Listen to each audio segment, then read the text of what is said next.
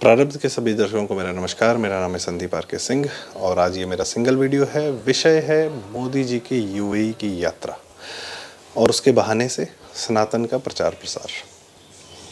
मोदी जी आज 13 फरवरी 2024 को यूएई में है और अबू धाबी में एक बहुत भव्य मंदिर का इनॉग्रेशन कर रहे हैं और जिसकी आधारशिला 2015 में रखी गई थी उन्हीं के द्वारा। और साथ में ये दिख रहा है कि जो यूएई के प्रिंस हैं, जिनको मोदी जी अपना भाई कहते हैं और वो भी मोदी जी को अपना भाई कहते हैं, उन दोनों का ये भाई वाला व्यवहार पब्लिकली बहुत अच्छे से दिखता भी है मोहम्मद बिन जायद जी का। तो वो क्यों एक अबू धाबी में मंदिर का उद्घाटन होने दे रहे हैं एक्चुअली। और अक्सर एक मानसिकता है हम लोग की और जितनी जानकारी है उसमें दिखता है कि, और पहले ये सत्य भी था कि यूएई अपने आप में एक बहुत कट्टर इस्लामिक देश था। धीरे धीरे अपनी कट्टरता जो है डाइल्यूट करता जा रहा है और प्रगति के पथ पर आगे बढ़ रहा है। प्रगति तो खैर वहाँ बहुत हो चुकी है और शायद इसी कारण से वो अब सनातन के पथ पर आगे बढ़ रहा है। इससे कुछ कारण जानने का प्रयास करते हैं। आज मोदी जी ने वहाँ पे बहुत सारे लोगों से मुलाकात की जो भारतीय हैं और हर मज़हब के हैं, हर धर्म के हैं, उनमें भारतीयता है। और ये लोग यूएई में ऑफ कोर्स बहुत दिनों से, बहुत सालों से रह रहे हैं और they might not have been a mess or a problem for the government of UAE. तो उन्होंने इन भारतीयों का भी व्यवहार देखा कि ये जिस समाज में है अपने धर्म सनातन को मानते हुए भी यहाँ के रूल्स रेगुलेशंस फॉलो करते हैं और यहाँ के अनुसार हल्का फुल्का ढल जाते हैं। तो क्यों यूएई अब हल्का फुल्का या किसी तरीके से सनातन की ओर अग्रसर होता दिख रहा है, इसका जवाब जानने के लिए थोड़ा सा मैं एक बैकग्राउंड आपको देना चाहूँगा या अपने विचार आपके सामने रखना चाहूँगा। आप पर है, आप उसको कितना सही लेते हैं, गलत लेते हैं।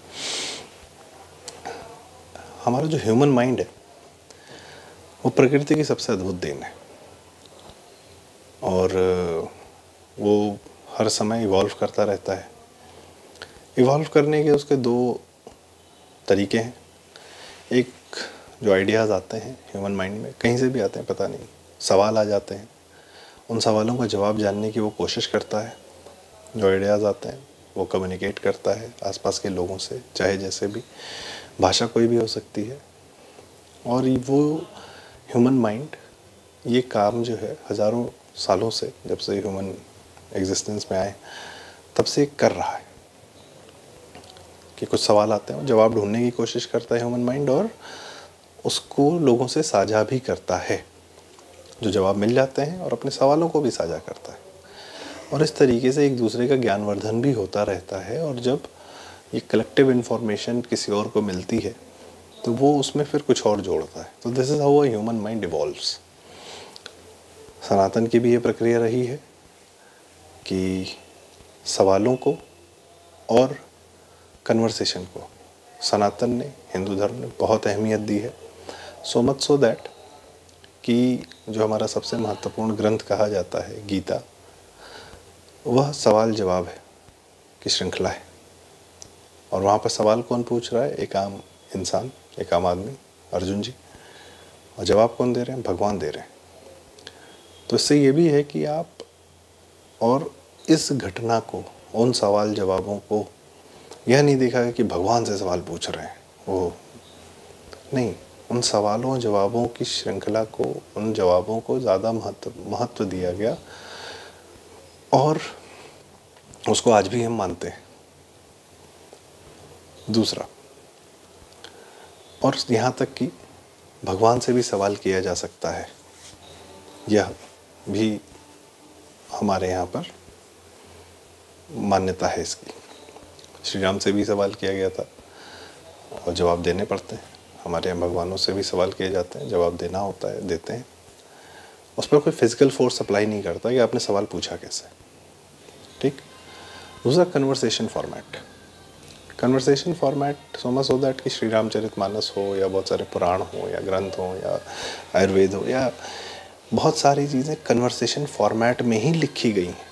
कोई किसी को ये कथा सुना रहा है, बता रहा है, बीच में बातचीत हो रही है। आप मैक्सिमम हमारे ग्रंथों का फॉर्मेट देख लें, इट्स बेस्ड ऑन कन्वर्सेशन। और हमारे यहाँ जो सबसे बड़े जो विचारों का युद्ध होता था उसको शास्त्रार्थ कहते थे। लोग अपने विचार लाके रखते थे और विचारों से पराजित करने में, कन्वर्सेशन में पराजित करने में, आजकल उसको डिबेट वगैरह बोलते हैं, बट पॉइंट इज की वो हम परंपरा हमारे यहाँ सदैव से थी और उसका बहुत बृहद स्तर पे पालन होता था। सो मच सो दैट कि आदि शंकराचार्य ने देश भर में घूम घूम के शास्त्रार्थ ही किए, शास्त्रार्थ करके ही सनातन को बचाया। कोई और पावर नहीं थी, कोई फिजिकल फोर्स अप्लाई नहीं किया उन्होंने। फिजिकल फोर्स अप्लाई किया उन्होंने मंदिरों को बनाने में, जो 4 पीठों की स्थापना की, बहुत सारे मंदिर, अभी हम उस पर आएंगे। तो सनातन में, हिंदू धर्म में आपको इवॉल्व करने के, आपके माइंड को और हर इंडिविजुअल के माइंड को पूरी छूट है। सारे ही जीवन का हर बॉडी में आदमी जीवन देखता है, यहाँ तक कि जानवरों में, पेड़ों में, पत्थरों में, हर चीज़ में हम जीवन देखते हैं। तो भगवान ने अगर किसी को जीवन दिया है तो उसको अपना जीवन इवॉल्व करने की, जानने की, बढ़ाने की पूरी छूट है। कंपैरेटिव टू जो कट्टर अब्राहमिक रिलीजन्स हैं, क्रिश्चियनिटी हो गया, इस्लाम हो गया, यहाँ पर सबसे पहले ये तय किया जाता है कि आप सवाल नहीं पूछ सकते। और कुछ लोग के बारे, कुछ चीज़ों के बारे में तो बिल्कुल बात भी नहीं कर सकते, सवाल तो आप पूछ नहीं सकते। अगर आपके मन में कोई सवाल आता है तो आपको जाना है मुफ्ती जी के पास, आप वहाँ पर उनका अपना सवाल रखें, वो फतवा जारी करेंगे। और आप अरुण शौरी जी की किताब पढ़ लीजिए, आप फतवों पर, क्या अद्भुत किताब है, आपको मज़ा आ जाएगा। नहीं तो आप तुफैल जी की कुछ वीडियोस देख लें, संजय दीक्षित जी, नीरज अत्री जी के साथ, ये फतवों के दीन की दावत करके कैसे कैसे फतवे दिए जाते हैं। और वहाँ एक कंसेप्ट है तकलीद का। तकलीद यह है कि अपनी अकल नहीं लगा सकते आप। इस्लाम में अकल लगाना वर्जित है, अकल नहीं लगा सकते। आपके मन में कोई सवाल है, आप जाइए, वो मौलाना से पूछिए, मुफ्ती से पूछिए, वही जवाब देगा, वो मानना है। दूसरा ये कि जो कह दिया गया है और जो जीवन का एक पैटर्न दिया गया है वो मानना है आपको, वही फॉलो करना है, वैसे ही जीना है। इवोल्यूशन का कोई वहाँ पर स्थान नहीं है। आप रेस्ट्रिक्ट हो जाते हैं। क्रिश्चियनिटी में भी यही था, इस हद तक था कि गैलीलियो ने जब कहा कि सूर्य के चारों ओर पृथ्वी चक्कर काटती है, सिर्फ इस बात के लिए कोपरनिकस और इन लोग को प्रताड़ित किया गया और हत्याएं की गई। और विज्ञान तो ढका छिपा रहा, और डार्क एजेस कहे जाते हैं, क्रिश्चियनिटी का राज था पूरा। साइंटिस्ट ढके छुपे रहते थे, जिसमें जो नया विचार आ रहा है वो छुप के रहता था क्रिश्चियनिटी के दौरान। खैर, तो यूएई से इसका क्या संबंध? तो यूएई में क्या हुआ कि यूएई में कुछ सालों में, या मोहम्मद बिन जायद हैं और उनके परिवार ने, सब ने, जब इफरात पैसा आया तो एक नया जीवन दिखा उनको, जिसको वो नकार नहीं सकते थे, जिसको वो अपने जो जीवन पद्धति उनकी चल रही थी इस्लाम की, उससे वो बड़ी दिखी। ये एक बेहतर जीवन है, उसको जिया जा सकता है। इस्लाम हमें उपासना पद्धति देता है, ठीक है, पर हमारे जीवन को रिस्ट्रिक्ट ना करे। इस बात से वो बेड़ी तोड़ के वो बाहर निकले हैं। और वहाँ पर क्या, कन्वर्सेशन, क्वेश्चनिंग, कि हम जो अभी तक जीते आ रहे हैं क्या वो उचित है? सिर्फ ये कितना सवाल अपने मन में पूछ लेना ही पर्याप्त था उन बेड़ियों को तोड़ने में, सनातन की तरफ बढ़ने में। क्योंकि आप जब इवॉल्व करने लगते हैं, आप अपने आप सनातनी हो जाएंगे। आपकी वेशभूषा अलग हो सकती है, खान पान अलग हो सकता है, भाषा अलग हो सकती है, कल्चर अलग हो सकता है, डजेंट मैटर। और फॉर दैट मैटर, अभी हम्पी जो 500 साल पहले विश्व का सबसे बड़ा शहर था, क्या वैभव था, या 2000 साल पहले चाणक्य जी का जो समय था, या उससे पहले जो महाभारत काल था हमारा, उससे पहले जो रामायण काल था, क्या उस समय के लोग यदि मुझे या आपको इस समय इन गैजेट्स का इस्तेमाल करते हुए या इस वेशभूषा में, इस टेक्नोलॉजी का इस्तेमाल करते हुए देखेंगे तो उन्हें तो लगेगा कि यार ये लोग हिंदू नहीं है, कोई और हो सकते हैं।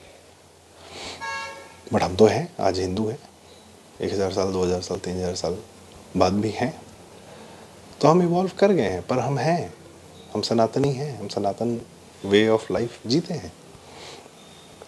बेसिक एवोल्यूशन तो है, तो हम बदलते भी हैं और नहीं भी बदलते हैं प्रकृति के अनुसार। अगर जानकारी कोई हमें सही चीज़ मिल रही है, सही जानकारी मिल रही है, सही साइंस मिल रहा है, सही विज्ञान मिल रहा है, हम उसका अडॉप्ट करते हैं,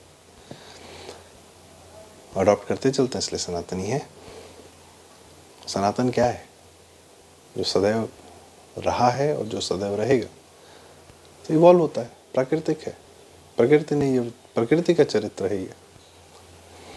पर जहाँ रेस्ट्रिक्शन कर दिया जाता है कि आप इवॉल्व नहीं कर सकते, वो तो अप्राकृतिक हो गया ना। और जैसे ही अप्राकृतिक हुआ वो रुक जाता है। आप पाकिस्तान के हालात देख लीजिए, या किसी भी ऐसे इस्लामिक मुल्क के हालात देख लीजिए जहाँ एक बहुत पैसा नहीं था, या इफरात में पैसा नहीं था, या लेट से कोई नेचुरल रिसोर्सेज ऐसी नहीं थी कि वो दुनिया को बेच सकें। तेल हटा दीजिए इन लोग के जीवन से,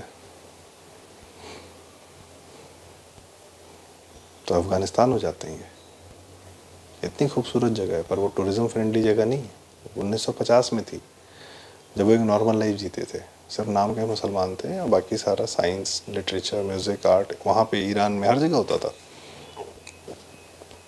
हनीमून कैपिटल ऑफ वर्ल्ड था काबुल। बहुत खूबसूरत जगह है भाई। अगर कश्मीर पहाड़ों में, हिमालयाज़ में है, तो ये पाकिस्तान में भी कश्मीर है, मतलब ऑक्यूपाई कर लिया है, पर वो हिमालयन रेंज तो पूरी ऊपर से आती है ना, वो तो खूबसूरत होगी ही होगी, पर आप जा नहीं सकते इंसानों के मारे। इंसान क्यों? वो एक, उसको कट्टरता नहीं है, वो इवॉल्व नहीं होंगे। फिर तो एक सेट पैटर्न पे जो जीवन प्रिस्क्राइब किया जाता है, पूरा एक ऑर्गेनाइज सिस्टम होता है कि उसी सेट पैटर्न पे जनता को जीना है। पूरा ऑर्गेनाइज सिस्टम होता है, उसमें कोई जनता इवॉल्व नहीं कर सकती। जब इवॉल्व नहीं करेगी तो वो अंततः अप्राकृतिक हो जाएगी, भागेगी वहाँ से। किस तरफ जाएगी? जहाँ साइंस है, जहाँ विज्ञान है, जहाँ इवॉल्व होने की फ्रीडम है, बात करने की फ्रीडम है, क्वेश्चन करने की फ्रीडम है, अपनी जानकारी, किसी की जानकारी को ग्रहण करने का फ्रीडम है, अपनी जानकारी शेयर करने की फ्रीडम। नालंदा हमारी किताबों का विश्वविद्यालय जो था, नालंदा विश्वविद्यालय, इतनी पांडुलिपियाँ थीं, एक आदमी आगे जला गया। आप इंफॉर्मेशन बटोर रहे थे हज़ारों सालों से, कितने लोगों का किया हुआ काम, जीवन का कितनी जानकारी आप बटोर के रख रहे थे कि इससे आने वाली पीढ़ियाँ कुछ समझेंगी, सीखेंगी, इवॉल्व करेंगी और बेहतर हो जाएंगी। पर एक इंसान को था कि नहीं, हम एक सेट पैटर्न जी रहे हैं, तुमको भी वही सेट पैटर्न जीना है। पुरानी जानकारी और उस मेमोरी की कोई आवश्यकता नहीं। इस पे एक अलग चर्चा होगी कि इनके व्यक्तिगत ट्रेट्स क्या हैं, पर कहने का मतलब है बेसिक डिफरेंस की Sanatan way of life is the best of way of life. आप अगर इसको समझें, और जब जैसा समय, जगह, काल, परिस्थिति होती है तो उस प्रकार से एडॉप्टेशन चलता रहता है, और जो कुरीतियाँ होती हैं वो अपने आप हटती जाती हैं, दूर हटती जाती हैं। कोई एक आता है, हटा देता है, कोई दिक्कत नहीं, और हम इवॉल्व करके आगे बढ़ जाते हैं, मान लेते हैं। वेशभूषा की बात है, कोई वो नहीं है कि वेशभूषा जो है हमेशा से एकदम रिजिड रही है, ना आदमियों में ना औरतों में। हमारी दादियाँ या हमारी परदादियाँ जो वस्त्र पहनती थीं, हमारी माताओं ने वो वस्त्र नहीं पहने, मतलब वैसा शायद नहीं पहना। और हमारी बहनें, बेटियाँ, आगे पीढ़ियाँ, आप अपने परिवार के 4 पीढ़ियों को उठा लीजिए, आपको महिलाओं में भी परिवर्तन दिख जाएगा समय अनुसार। सब अडॉप्ट करते हैं, पूरे समाज में दिख जाएगा, कर ही रहे, क्या दिक्कत है? खान पान में आ गए चेंज, ठीक है, फाइन, इट्स ओके। सो सनातन का प्रादुर्भाव इसलिए हो रहा है ऐसी जगहों पर क्योंकि उन्होंने इस्लाम को जी लिया है। वो समझ गए हैं कि ये वे ऑफ लाइफ जो है ये सिर्फ और सिर्फ हमको रिस्ट्रिक्ट कर रही है, हमारी इंडिविजुअलिटी को।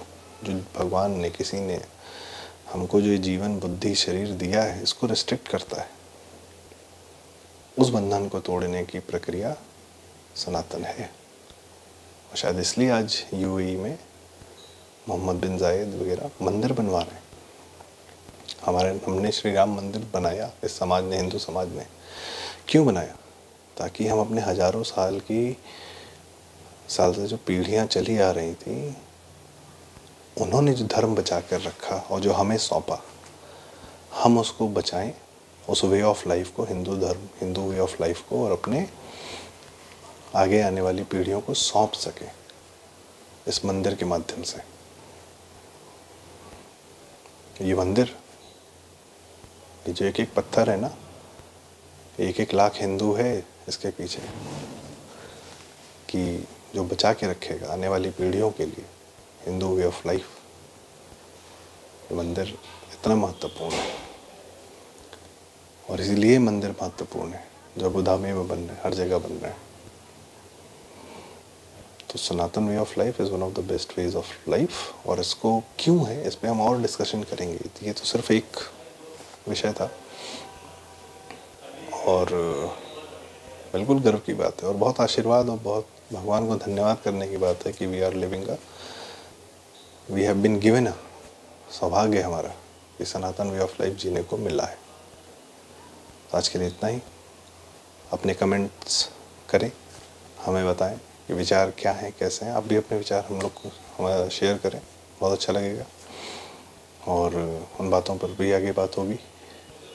वीडियो लाइक करें, शेयर करें अगर सही लगा हो, अच्छा लगा हो, या ज़रूरी लगा हो, नया लगा हो, तो चैनल ज़रूर सब्सक्राइब करें। Thank you so much. Ram Ram.